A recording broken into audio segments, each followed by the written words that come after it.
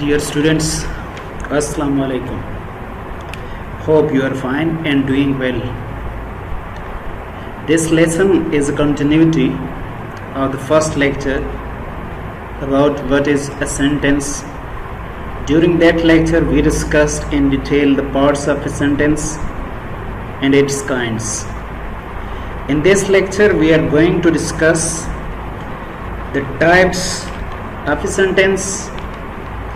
This learning process of the kinds and the types is definitely not without any purpose. We do have a certain objective that we must try to achieve at all cost. This lecture comprises of some basic units, namely the independent clause, dependent clause, coordinating conjunction, subordinating conjunction, and then we shall proceed to deal with larger units in the form of simple sentence, compound sentence, complex sentence, and compound complex sentence. Now we come to an independent clause conjunction, independent clause versus a dependent clause. Let's see the definition of an independent clause. An independent clause simply means that it can stand alone. It can give its meaning if it is used without the combination of other parts, other phrases, other words, or other clauses. If they are removed from this clause, it can retain its meaning. So you can guess it from the definition of an independent clause. The definition of an independent clause is a clause which can be used both as a stand-alone sentence or with another clause to make a compound or complex sentence. So from the definition it is very clear that an independent clause, it can stand alone as a sentence, it can make a single sentence, or it can be combined with another clause, with another sentence to make a compound sentence or a complex sentence. If you look at the examples, you can see I enjoy eating in a restaurant. So this is an independent clause. An independent clause, you can say, is the other name of a simple sentence or a declarative sentence. It has its own subject in the form of I and its own predicate, which starts from enjoy eating in a restaurant. So the first requirement of a clause or a sentence is that it should have its own subject and its own predicate. The subject, as you have learnt during the last lecture, usually consists of a noun or pronoun, and the predicate starts from the helping verb or the main verb, and it comprises other parts of the sentence. If you look at the second example, the earth circles around the sun and the moon moves around the earth. This sentence has two clauses. The underlined part of this sentence is the first clause, and as you can see is coordinating conjunction, and then the other clause, the moon moves around the earth. These two clauses once again have their own subjects and their predicate. The earth, it is the subject, circles around the sun, this is the predicate. So circles is the verb, this is the subject, this is the predicate, circle is the verb. So it completes the requirement of a clause. And is coordinating conjunction, and then we can see the moon. The moon is the subject, moves around the sun, this is the predicate, moves is the main verb, the kernel part, the heart of the sentence. So once again it fulfill the requirement of a clause these two clauses combine to make a whole sentence. This sentence is called a compound sentence. So here we are only seeing that what is an independent clause. These two clauses, the first one, this one and this one, these three clauses are independent clauses. If and is removed from here, even then they will give their complete meaning. And here you can see we haven't used any conjunction. This one is a complete sentence. It gives a full idea, full thought. This one also gives a full thought, a full idea. Even if and is removed from here, this one also gives a complete thought, a complete idea. So example number 3, today it is snowing, but yesterday it was raining. Today it is snowing. This one is once again an independent clause, but is coordinating conjunction. Yesterday it was raining. This one is once again an independent clause. If but is removed from the center of these two clauses, even then they will be able to give their complete senses, give their complete meaning. Their meaning is not disturbed. That's why we call them independent clauses. If their meanings are disturbed, then they cannot be given the name of a clause or independent clause. So we proceed to a dependent clause. A dependent clause is completely contrary to the idea of an independent clause. A dependent clause is one that relies on being used with another clause. So you can see it depends, relies simply here means it totally depends upon another clause to get its meaning, usually another type of clause, and that another type of clause is usually the independent clause. So a dependent clause depends upon another clause, and that another clause should be the independent clause in order to get its proper meaning.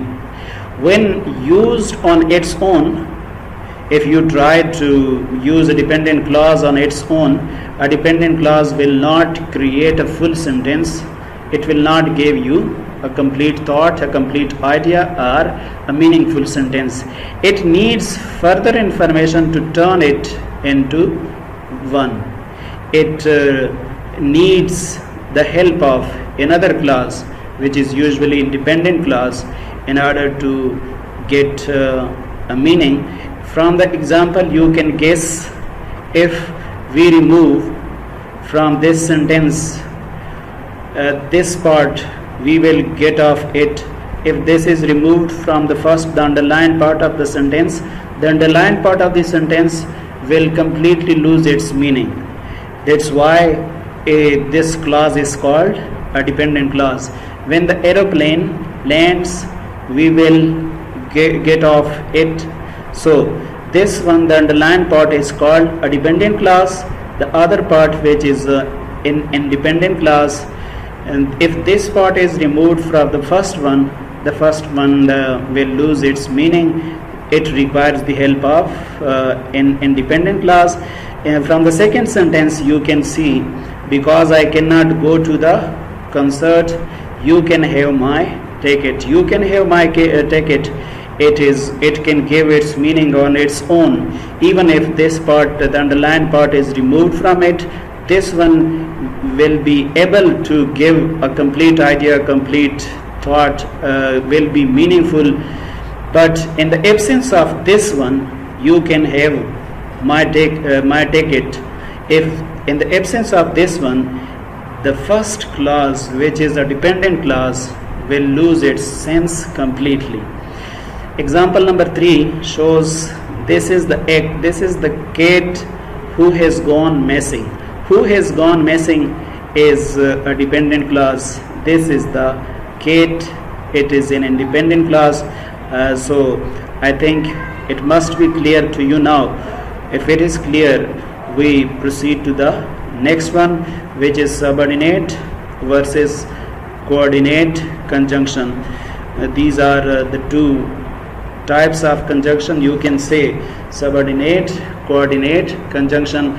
Coordinating conjunction, they are responsible for constructing compound sentences, whereas subordinate conjunction, they are responsible for constructing complex sentences. Their subordinate conjunction introduce dependent clauses. Coordinate conjunction, you can say they introduce independent clauses. So from the definition it can be made further clear to you. A subordinating conjunction is a word which joins together a dependent clause and an independent clause. So a subordinating conjunction, it is very clear, have been underlined that it joins together a dependent clause and an independent clause. They cannot be, both of them cannot be dependent clauses, or both of them cannot be independent clauses. In the case of subordinating conjunction, it should be a dependent clause and independent clause, otherwise their role cannot be justified. A subordinating conjunction introduces a dependent clause. So this is very clear, very much clear. A subordinating conjunction introduces a dependent clause. So wherever you see a subordinating conjunction, you should think that this clause is a dependent clause and indicates the nature of the relationship among the dependent clause and the independent clause. The nature of the relationship simply means that it develops a relationship between the dependent clause and the independent clause. Here you can see in the examples, he developed the films which he had taken.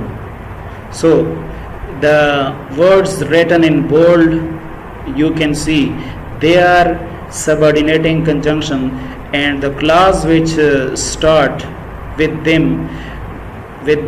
these conjunctions, with these like conjunctions, they are always subordinating clauses, subordinate conjunction, subordinate clauses, dependent clauses, so which before, since, they introduce certain clauses, and these clauses are always subordinating clauses or dependent clauses. He developed the films which he had taken. This one, he developed the films. This one is independent clause which he had taken. This develops a relationship. This which that has been used here, it develops, it makes a relationship with the first part of the sentence, and this, because of this relationship, if the first part is removed, the second part loses its meaning. So it depends for its meaning completely on the first clause, which is a dependent clause. Similarly, he always feeds the dogs before he goes to school. Always feed the dogs, this is independent clause, before he goes to school. If this part is removed, for example, he always feeds the dogs, if this part is removed, imagine, is it possible for this second part, the underlined part, to give its meaning? I hope you can very easily guess that we will be waiting for the person speaking before he goes to school. We will be expecting him to say something else, to give some information in order to complete the sentence. So in the absence of the first part, the second part is meaningless. It doesn't give its meaning. Its meaning is not worthy to be understood by the listener. So that's why we call it subordinate clause, because it is introduced by subordinate conjunction. So a dependent clause is sometimes also called a subordinate clause. Example number 3. Mary has danced since she was 5. Mary has danced. This is the first part. This is the first clause, which is independent, and since she was 5, this is the dependent clause. Starts with the subordinating conjunction. So we come to the coordinating conjunction. Coordinating conjunctions are totally different from subordinate conjunction. They join two words, two phrases, two clauses, or two nouns or two verbs. So it may be a comma, semicolon, colon, or there is a certain number of coordinating conjunction. They are used to make compound sentences only. Compound sentences, and sometimes they are used to make simple sentences as well. Coordinating conjunction definition goes as you can see. Coordinating conjunctions are connecting words. That join two similarly constructed phrases. These phrases may be noun phrases, adjective phrases, verb phrases, and similarly constructed clauses and similarly constructed words in a sentence. So very clear, very much clear, very easy to understand.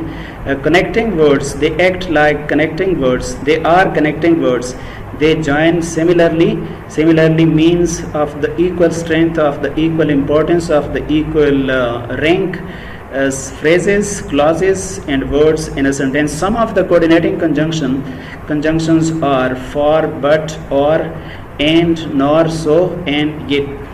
You use a coordinating conjunction for, and, nor, but, or, yet, or so to join individual words. Individual words means it can be two nouns. For example, we say Ali and Rehan play cricket in the evening. So Ali and is here used as a coordinating conjunction. It combines Ali and Rehan.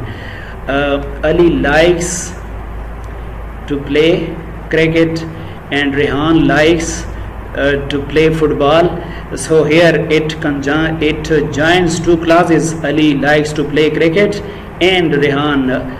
But Rehan, we can say but Rehan because these are two opposing ideas. But Rehan likes to play cricket. So it is once again joining two clauses. So it phrases words independent clauses of equal ranks or strength. Here you can see I will go shopping or I will go camping. So or is here used as a coordinating conjunction. It is joining two clauses. I am feeling hungry, so I made myself a sandwich. These are once again these are independent clauses joined with the help of coordinating conjunction. She didn't speak to anyone and nobody spoke to her. These are once again independent clauses joined with the help of coordinating conjunction. So we proceed to the type of sentences. There are structurally four type of sentences as you can see on the screen. Simple sentences, compound sentences, complex sentences, and compound complex sentences. Simple sentence, how to clarify, how to define a simple sentence. A simple sentence is a sentence composed of one independent clause. So it is composed of one independent clause and does not contain any any dependent or subordinate clause. Subordinate clause or any dependent clause is not the part of it. Like any other sentence, it has a subject and a predicate, and it is intended to express a complete thought. So it gives a complete thought. So some extra information about simple sentence is also referred to as a clausal sentence. Simple sentence is also called a clausal sentence. Why do we call it a clausal sentence? Because it has only one clause, only one subject and one predicate. In addition to the subject, verb and object, a simple sentence may also have a modifier. Modifier here means has, her, their, our, my, they are called modifier. A simple sentence, even though it is simple, may contain compound words and subjects at times. There may be the use of commas, but the construction of the sentence remains simple. An example of this might be as under. I always wanted to become a writer. So I always wanted to become a writer is an example of simple sentence. Here I is the subject, wanted is the verb, so this is the predicate, this is the subject. The teacher taught and left, it is a compound verb. So here you can see a simple sentence may also contain, and you cannot say that it is a compound sentence. It is a simple sentence, but it has a compound verb. Compound verb means it has two verbs joined with the help of this coordinating conjunction. James and John, it is compound noun. So climb to the top of the hill. So a coordinating conjunction can be used to join two words in the form of verb or noun and or clauses, as you saw it in the previous case. A sentence number 1 has only one subject, I, and a verb, wanted, and gives a complete idea or thought, so we call it simple sentence. We come to compound sentence. A compound sentence is a sentence that uses comma, semicolon, or conjunction to combine at least two independent clauses. So compound sentence, two independent clauses, and these two independent clauses are joined with the help of coordinating conjunction. An independent clause is a phrase that can express a complete thought on its own. The clauses in a compound sentence are independent, meaning they are complete sentences on their own, but they have ideas that are closely related. So these clauses are closely related. They need to be placed together and joined with the help of coordinating conjunction. From the example you can make it further clear. I am very talented, yet I do not make use of my talent. Yet is used here as a coordinating conjunction. These two are independent clauses. It means if this yet is removed from in the middle of this sentence, even then they will be giving their complete sense, complete thought, complete idea. In this sentence, I am very talented is independent clause, where the subject is I and the verb is am, and there is an expression of a complete thought. I do not make the use of my talent is also an independent clause where the subject is I and the verb is use, and a whole idea is expressed here. Here yet is used coordinating conjunction and a comma precedes it. Once again, two independent clauses, two verbs, and two subjects. Sentence type number 3 is called complex sentence. A complex sentence is a combination of one independent and one or more than one dependent clauses. So here we can see it from the definition is a sentence that is composed of one or more dependent clauses, and a single independent clause. So a single independent clause is the first requirement, and then we need to see one or more dependent clauses. A dependent clause is also known as subordinate clause. As we in the first slide was being presented, we noticed that it is also called a subordinate clause. An independent clause is a complete sentence on its own, unlike a dependent clause that depends on other clauses to express a complete idea. A sentence is said to be complex if it contains the two clauses, independent clause and a dependent clause.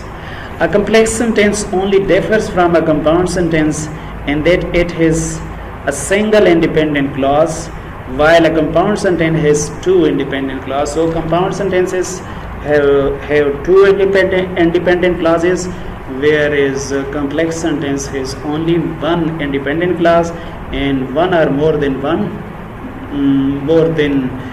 one dependent clauses. You can see it from the example. When she was in school, she dreamed of becoming a pilot. So she dreamed of becoming a pilot is a dependent clause. This one is independent clause. Since it was raining, I used an umbrella to get into the house. Since it was raining, this one, the start one, the first one is a dependent clause. This one is a dependent clause. Since it was raining, it is also a dependent clause. Because she didn't clean the house, it is also a dependent clause. So I was not pleased with her because she didn't clean the house. Because she didn't clean the house is a subordinate clause or dependent clause. The first clause is principal clause or independent clause. So now we proceed to the last type of a sentence, which is compound complex sentence. Compound complex sentence, it is a mixture of compound and complex sentences. It must have one independent clause and two or more than two dependent clauses. Definition. From the definition, it can be further clarified.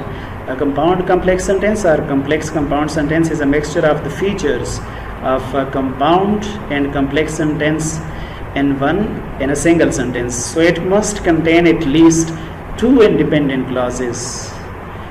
At least two independent clauses, not one independent clause. So here we need two independent clauses and at least one dependent clause. There should be one dependent clause at least and two independent clauses. It is the first requirement. So you need to understand it, that two independent clauses and one dependent clause, the requirement of a compound complex sentence. I know that you always wanted to become a writer, but I always wanted to become a doctor. So this one, that, which is subordinate conjunction. So this clause is subordinate clause or dependent clause. I know, it is independent clause, and but, which is coordinating conjunction. I always wanted to become a doctor. So these two are independent clauses and this one is dependent clause. So the requirement of a compound complex sentence are fulfilled here.